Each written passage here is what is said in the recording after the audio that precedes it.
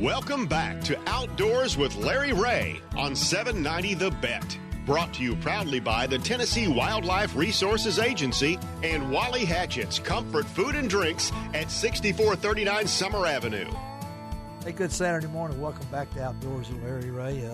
Special in-studio guest. Hoot, you can kind of sit down just for a second there and put that headphone on, and we'll get back to you. Listen in as Ron Wong and Hoot Hazelgrove are in the studio with me and Shelby McCall, and had a chance to go to the commission meeting last Friday. Couldn't go on Thursday, but Friday and at Ducks Unlimited, I was impressed with the crowd on Friday, and I know they had a great crowd on Thursday, but two of our guys that we know and respect for their work with the TWRA were honored at the commission meeting on Friday, and I wanted to get back-to-back here, and one of those is Nathan Warden. He is the Lakes manager, works out of the Region 1 office, and won an award. And tell us, I can't. What award you got? You were the what was your? It was the statewide biologist of the year. Yes. How about that, Nathan? Congratulations. And I know your career with the TWRA, and a lot of people will say, well, lakes management is a broad term. So explain to our listeners out there. I know why you got the award, because you've done so much hard work and you've worked your way up and done so much things like that. But tell us what your main duties are. Well, that's the interesting part, is that they vary every day. You may have Yeah, they do. You may have everything planned out for tomorrow, but then tomorrow comes and you've got an email needing something or a phone call, and you just never know day to day. But it varies greatly, anything from, say, sampling a lake one day, yes, to having to repair a roof another day, or plumbing or electrical. People ask me all the time what I do. I say, well, it's a lot of biology, and it's also a lot of basically maintenance. Maintenance, yes. Well, that's what management means. And I know when you got out of UT Martin, is this what you wanted to do? Was that when you were growing? And where'd you go to high school? Where you grew up at? I forgot to ask. I grew up in Middle Tennessee. I thought you did.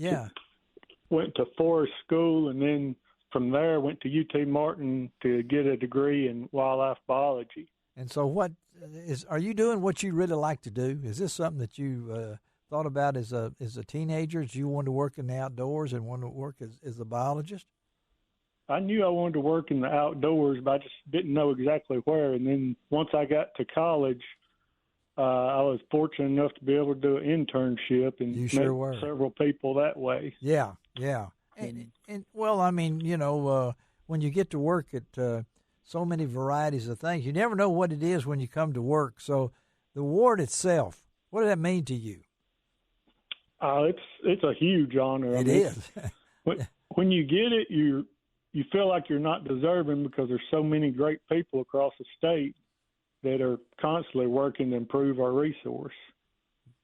But it got you, Nathan. I mean, you accept it, man. I mean, you didn't have to give a speech. I was waiting to hear speeches on these things, Let's go up there and get your picture made with a plaque. That's I wanted to hear from deep down what you thought, because you work for a great organization. At the same time, you sound like a basketball player just won his team to the state championship, but he's crediting his teammates, because that's really what it is, isn't it? I mean, you work with guys that make your job what it is, right? Exactly. I mean, it takes all of us. It's not one person. I mean, it's a large organization, and I mean, we just all work together to accomplish our goals. And I think at this time of the year, we're putting out trout. This past week we put out winter trout program. That's part of that's a great program. That's a great program. Great program. It's really good to get the kids out. Yes. During the winter time when it's hard to get on the outdoors, but also to introduce the young people, the younger generation, into fishing, and It's really a super program. And we've also, Nathan, I know we've got the Bill Dance Signature Lake. These are exciting times to do what you do, aren't they? I mean, really. It is. There's lots of improvements on the horizon. There is. And even the new name for Lake Halford. People say, they're going to say, where is Lake Halford? Tell them what that is. It's used to be named the 1,000-acre lake in Carroll County. That's what it was. That's right. That's right. Yeah, and now it's Lake Halford. But the horizon for yourself and everything like that. When we come to 2023, I know we got the Christmas holidays coming up and everything. What do you see out there that excites you for next year in your job as a lake management?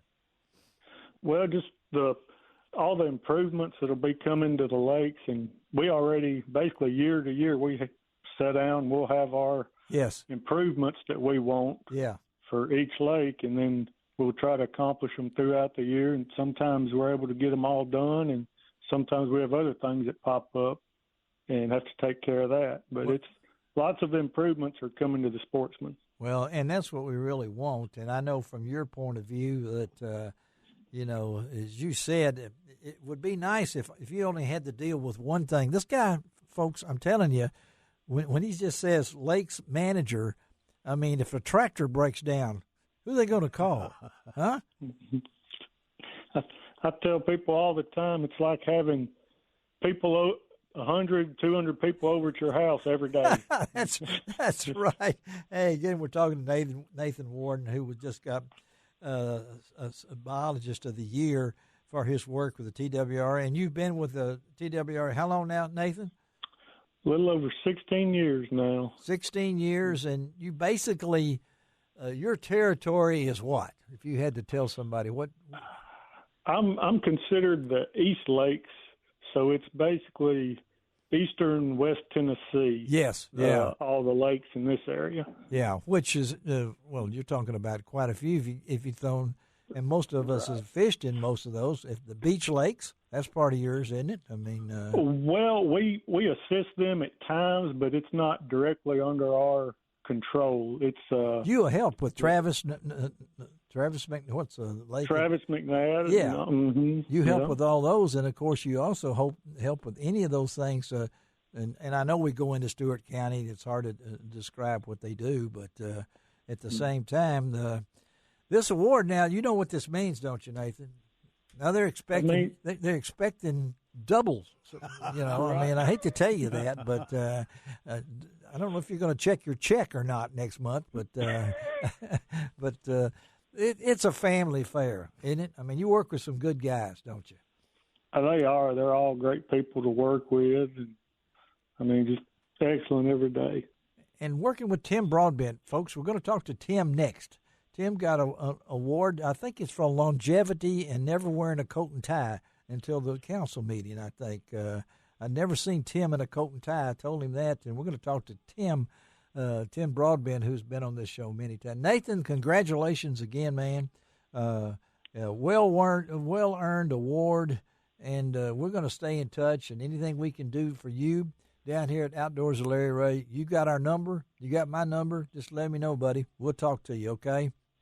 I sure appreciate it, and thank you very much for everything you do. All right, buddy. Have a great weekend. We'll talk to you, all right? Thank you. You too. All right, Nathan Warden. And, Hoot, you spend a lot of time on your water. Ron spends a lot of time on the water, that's for sure. And lake manager is one of those different kind of things. But, Hoot, fishing, you do a lot of jug fishing too, don't you? I mean, limb lines. Limb lines. Mm-hmm. All right, tell our listeners what that is. Limb line goes back to my granddaddy. There it is. Hear that, Ron? Yeah. Passing it on. And what's the biggest? Biggest was this year on June the 15th. Yep. 4 years ago from that day, it caught the biggest catfish.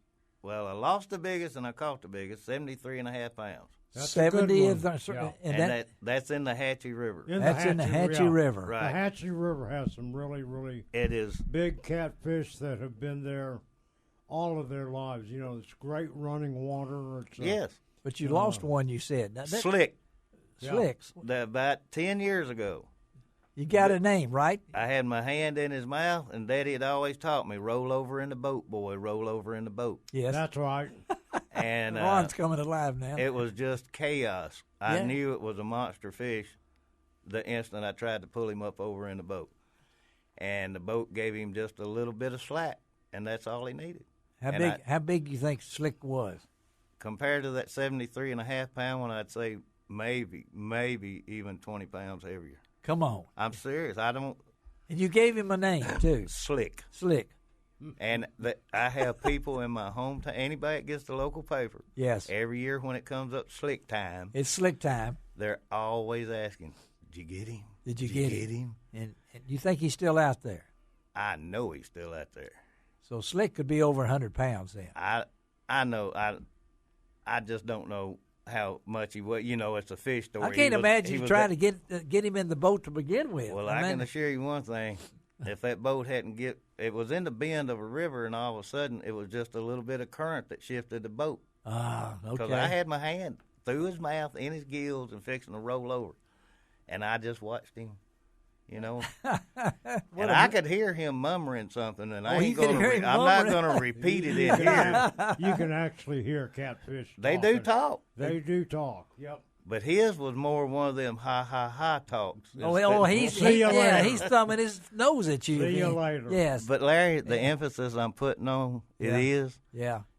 I lost him at the exact tree my granddaddy and daddy showed me how to do limb lines. At the same spot. The same spot. Hoot Hazelgrove's in the studio with Ron Wong, and we're going to take a break, come back, talk a little bit more fishing, and of course, now hang around because we're going to get Ron to do that fishing report. We're not going to get past that. We didn't do it in the first segment.